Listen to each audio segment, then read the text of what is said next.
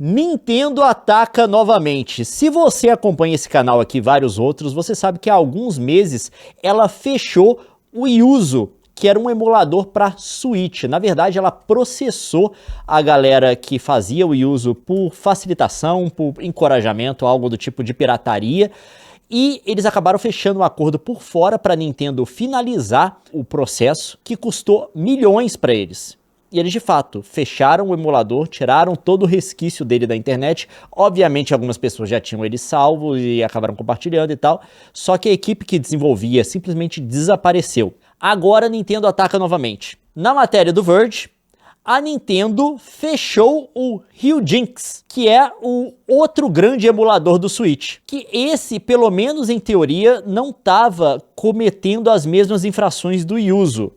Porque o que eles acusaram o Yuzu, e aparentemente tinha base para isso, por isso que o pessoal do Yuzu negociou uma coisa por fora para a Nintendo finalizar o processo, para não entrar no que eles chamam da fase de discovery, no qual eles teriam que ceder comunicações e documentos deles para o processo, e aí poderia ficar claro ali que eles estavam encorajando ou promovendo pirataria, coisa que poderia até ter uma repercussão penal para eles. Aparentemente o Ryujinx não fazia nada disso, mas pelo que a gente está sabendo, que a gente tem uma comunicação, se eu não me engano, de alguém envolvido no processo aqui, mas não está falando por todo mundo do processo, é que eles receberam uma comunicação extrajudicial da Nintendo com uma oferta de acordo para fechar o projeto e aparentemente eles aceitaram essa proposta. Então quer dizer que agora a Nintendo conseguiu fechar os dois grandes emuladores de Switch. Emulador é aquilo que você usa para poder jogar a Switch no PC, no celular e coisa do tipo. O pessoal usa para pirataria, principalmente. Mas, aparentemente, a Nintendo não tinha o mesmo caso construído contra o Ryujinx, como eles tinham com o Yuzu,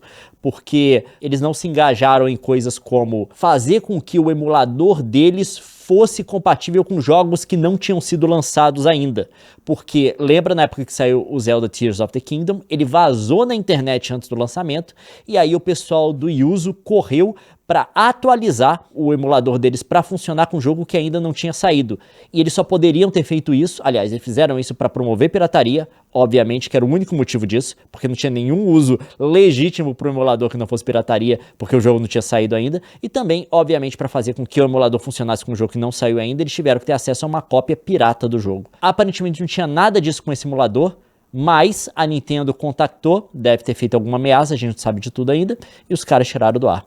E tem mais, Nintendo está vindo com sangue nos olhos, eles deram strike no vídeo de um youtuber que é o Retro Game Corps, que é um canal voltado para emulação e retro gaming, coisa do tipo, que era um vídeo no qual ele falava do MIG Flash. O MIG Flash, para você que não conhece, é um cartucho de Switch falso, entre aspas, não é um cartucho de verdade, mas no qual você pode colocar um cartão SD e carregar um jogo do Switch para cá. Eles vendem, inclusive, uma base na qual você pode colocar um jogo de Switch e ele vai e copia o jogo do Switch para um cartão de memória. Então, na verdade, isso aqui tem um uso legítimo, porque você pode fazer backup dos jogos que você já tem, para quando você for viajar e coisa do tipo, não ter o risco de perder os jogos físicos que você tem, você pode carregar todos para um cartão de memória, e ele funciona no Switch sem o Switch estar destravado, sem estar hackeado nem nada, mas obviamente que muita gente vai usar isso daqui para pirataria. Ele fez um vídeo sobre isso e tomou um strike da Nintendo. O strike no YouTube não é só reivindicar a monetização do vídeo. A Nintendo derrubou o vídeo dele. Se você tiver um vídeo derrubado dessa forma, você já sofre várias restrições no YouTube. Se você tiver 3, se eu não me engano, no período de 6 meses, pelo menos quando eu tomei o meu strike era assim, eu tomei um da Nintendo. Se você fizer isso, tomar um no período de 6 meses... Você tá fora. Você perde seu canal. Você perde seu canal. É nervoso. Não só isso, você não pode criar outro canal. E depois disso, como se não bastasse, a Nintendo veio também e deu outro strike no cara. Falou que ele tomou mais um strike, que é um vídeo sobre o Wii U. Se eu não me engano, se eu entendi aqui sobre o que é esse vídeo, deve ter sido alguma coisa sobre ou emulação de Wii U, ou como você roda a loja pirata do Wii U, né? Porque a galera criou uma loja extraoficial pro Wii U, porque a Nintendo tirou do ar. Eu não sei, obviamente, que vídeo é esse, porque a gente tem uma descrição breve dele aqui. Isso foi pelo menos pelo que eu entendi. Então a Nintendo foi lá e deu um segundo strike nele. Então esse cara tá assim, provavelmente agora. Morrendo de medo, né, de perder o canal, com certeza. Ele tem vários vídeos que ele mostra jogos da Nintendo emulados. E mostra outras coisas da Nintendo também. Ele vai tirar tudo do ar. Eu tiraria agora, porque se ele tomar mais um, ele perde o ganha-pão dele, o cara vive disso. Pois é. Então, assim, o cara tem família, se não me engano, tem 2 filhos, porque eu acompanho o cara há muito tempo, tá? Ele fala de jogar com filho e tal. Então, assim, o treco é sério, né? Eu quero deixar bem claro todo entendimento sobre emulação, que eu acho que é relevante, e também esclarecer umas coisas. Eu falei aqui que emulação dos Estados Unidos não é ilegal, porque você tem esse precedente aqui de uma decisão. Você já teve uma decisão judicial, no qual você pode basear o seu caso para poder usar emulação. Tem a decisão aqui, inclusive, eu já separei, que foi a decisão na época de um emulador de PlayStation, que foi da Sony contra a empresa que fazia esse emulador. E a Sony perdeu e criou o precedente para falar que emulador não é crime, porque os caras fizeram emulador sem usar código da Sony, tudo que eles fizeram foi por fora, não tem nenhuma propriedade intelectual da Sony no código que eles escreveram. E da época, obviamente, o treco não era para rodar pirataria, porque você ainda assim precisava do disco original do jogo. Você pode usar o código e alguma coisa de propriedade intelectual de um terceiro para tentar fazer a engenharia reversa dele, mas no emulador que você está provendo para a galera, se eu me entendi direito, eu li um tempo atrás essa decisão, no emulador que você está provendo, não pode ter um código que não pertence a você. Nenhuma parte do simulador. Mas se você fizer isso, pelo menos nos Estados Unidos, você está liberado. Mas obviamente que emulação por si não é legal, ponto. Primeiro, a gente está falando aqui de uma decisão que criou um precedente nos Estados Unidos. A lei dos Estados Unidos não é a lei do mundo, pelo menos não ainda, se bem que os americanos gostariam que fosse. Não quer dizer que pessoas em outras jurisdições, e várias dessas pessoas que trabalham em emulação e coisas do tipo estão em outras jurisdições, que está liberado para elas também. E obviamente a gente tem que entender, tem toda uma coisa complexa que eu não sei elaborar porque eu não sou jurista, que tem a coisa da diferença do direito, common law e civil law. Tem diferença dos Estados Unidos, porque o papel do precedente, como foi estabelecido nos Estados Unidos ali, mesmo que seja estabelecido em outras jurisdições, ele vai ter um peso diferente dependendo de como essa jurisdição se organiza. Então, nem que tenha uma decisão, por exemplo, num país como o Brasil, preliminar de um juiz, tá, sobre isso, quer dizer que essa coisa passa a estar informada e o emulador está liberado. Não é assim também, tá? A coisa não está codificada em lei. Então, a gente tem que entender isso primeiro. Você tem todo esse problema. Não só isso, mas quando você emula, você faz outras coisas que também, dependendo da jurisdição onde você estiver, do país onde você estiver, pode ser considerado crime também. Tipo pirataria. Alguns países, isso é uma lei cinza em vários países, tá? Se não me engano, no Brasil é um dos lugares em que essa coisa é cinza também. Eles te permitem criar uma cópia local de segurança de uma coisa da qual você tem a posse. Então, em teoria, você poderia criar uma cópia local de um cartucho, de um Blu-ray que você tem, e usar essa cópia local de segurança. Mas a coisa não é simples assim. Principalmente porque hoje várias cópias que a galera tem, ou reivindica ter, são cópias digitais. Então, essas normas se aplicam diferentes porque são diferentes tipos de produto. Tem uma distinção muito grande entre você ter o produto físico, um cartucho, e entre você ter comprado a licença para poder jogar aquele jogo, que é uma licença limitada, pode ser suspensa unilateralmente. Você não tem o produto. Então, mesmo que exista uma norma que te permite criar uma cópia local de algo que você já tem, se essa for uma coisa digital, e dá para você fazer isso no Switch, tá? Você pode pegar um Switch, baixar todos os seus jogos para ele, hackear o Switch e baixar os jogos. Dá para fazer isso. Até onde eu sei, é possível. Até isso não está garantido para esse ambiente cinza que a gente já tem na lei, tá? Vamos deixar bem claro. E outra coisa, agora entra o nosso problema, Nilce. A gente faz vídeo de gameplay. Várias pessoas fazem vídeo mostrando propriedade intelectual de Nintendo e outras empresas de jogos, tá? A gente faz isso o tempo inteiro.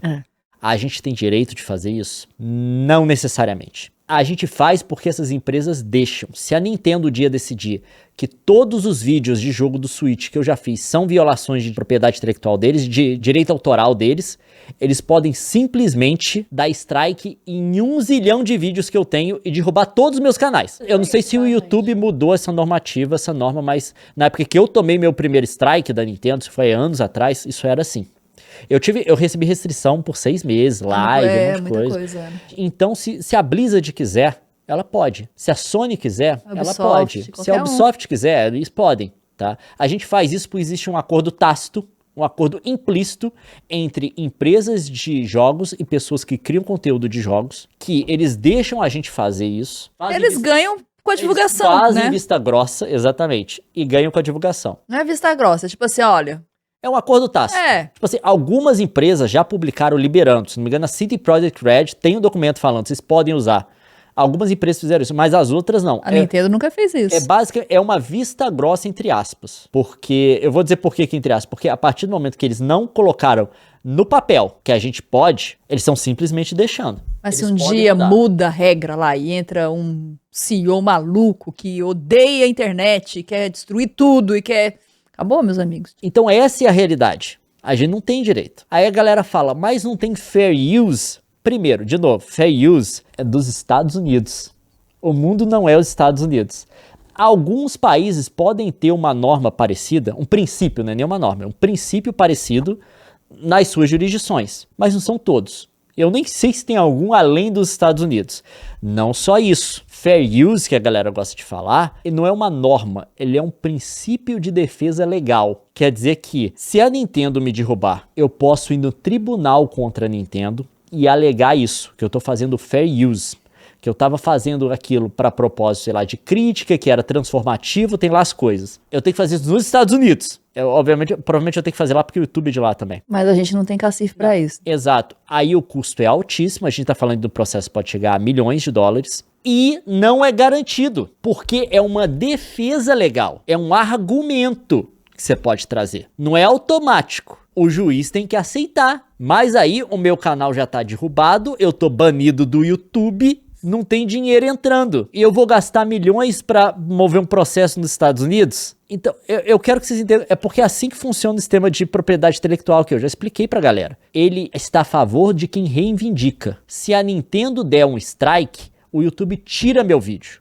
Para eu trazer de volta, é só no tribunal. Eu não posso argumentar pro YouTube que é fair use. O YouTube não tá nem aí. Então eu falo assim, você acha que isso foi injusto? Tá aqui os dados da empresa que tirou seu lugar, seu negócio, pra você poder processar eles no tribunal. Agora eu vou falar do lado da Nintendo, vocês vão ficar com raiva. Eu defendo a emulação como modo de preservar jogos antigos. Tem jogos que você só consegue jogar hoje em dia em emulação. Eles não estão mais disponíveis. Você não tá lesando absolutamente ninguém se você jogar, porque ninguém está comercializando esses jogos de forma nenhuma. Você pode voltar a jogos que eu joguei no Super Nintendo, no Nintendo, não tem. O único jeito desses jogos serem preservados para as futuras gerações, para você poder voltar e jogar de novo, é via emulação, não tem jeito. Porém, quando você fala de emuladores como o Yuzu e o Ryujinx, eles estão emulando um console atual. Todos esses jogos estão disponíveis legalmente hoje. E a gente está falando de um período em que a indústria dos games está em crise, demitindo gente por vários motivos. Má administração é uma delas, mas também a gente tem um aumento grande do preço para se fazer jogos, tá? Do custo de desenvolvimento. E a gente está atualmente no momento em que a indústria dos games, consoles, não está crescendo. Ela parou de crescer, ela está num platô. Então, assim, é custo subindo e a base de usuários não está aumentando. Então, obviamente, quando você tem uns trecos desse, vira uma complicação. Por quê? Você tem um uso legítimo para esses simuladores hoje em dia, até para o Yuzu e para o Ryujinx. Você tem um uso legítimo, que é o seguinte: os jogos rodam mal no Switch. O Switch não é um hardware potente. Eu estou jogando Zelda agora, o jogo vai de 60 a 30 quadros por segundo. Não é uma boa experiência. Então, a melhor forma de você experimentar esses jogos é num PC potente rodando o emulador. É a melhor forma de experimentar os jogos da Nintendo. Então, tem gente que quer experimentar dessa forma. Tem gente que não quer lesar a Nintendo, vai comprar o jogo, mas vai jogar no emulador. Exige esse uso legítimo. Mas vamos ser sinceros, quem que tá fazendo esse uso legítimo? É 0,01%, amigo. 99% da galera que tá usando para piratear. E isso cria um problema sério. Obviamente que a gente tem aquele problema de acesso das pessoas. Tem pessoas que não têm condição. O videogame é uma forma de arte que a gente está produzindo atualmente, a forma de arte da nossa época, e tem gente que não tem condição de poder experimentar essa arte, por questões financeiras. Acaba que as pessoas recorrem para esse tipo de meio. Mas vamos falar, não é todo mundo. Isso não resolve o problema de que existe um custo para desenvolver esses jogos, existem pessoas que precisam ser pagas, existem empresas que precisam fazer dinheiro. Então, assim, eu sei que é uma questão complicada, mas quando você vê da perspectiva da Nintendo esse tipo de coisa, se você tivesse sentado como CEO da Nintendo, Você ia estar desesperado para fechar esse tipo de coisa. Porque aparentemente, pelo que a gente sabe, pelo que saiu aí de informação do processo contra o Yuzu, a Nintendo tinha levantado muitos dados. Eles inclusive tinham dados do Discord dos caras que eles estavam monitorando. Então provavelmente a Nintendo tá fazendo um monitoramento forte de pirataria. Eles têm esses números. Não é uma coisa para eles assim que tá só escapando. Não. Eles devem estar fazendo monitoramento, sei lá, de torrent, se a galera usa torrent ainda, de site que está compartilhando isso. Eles estão cuidando disso, provavelmente. Eles devem ter a noção de que eles estão perdendo dinheiro pesado. E por isso que eles estão tentando fechar esse tipo de coisa. Agora, é uma situação extremamente complicada. Tem uso legítimo para emulador? Tem. A maior parte das pessoas vai fazer uso legítimo para um console atual, cujos jogos estão disponíveis? Não. Essa é a realidade das coisas. Tá? A galera vai ficar triste, não sei o quê, mas você fala assim, se você fosse o CEO da Nintendo, o que você fazia? Você tinha o seu time legal inteiro atrás desses caras. Agora fica a dica pra galera, principalmente quem quiser mostrar conteúdo relacionado à emulação, se você for fazer isso, não mostre propriedades intelectuais da Nintendo. Quer fazer alguma coisa sobre Switch? Mostre o jogo de uma outra empresa. Não que você está salvo, essa empresa pode derrubar seu treco, mas o da Nintendo, pra eles terem essa legitimidade toda aqui, você tem que ter mostrado de um jogo deles, ou de alguma coisa para a qual eles têm o direito autoral.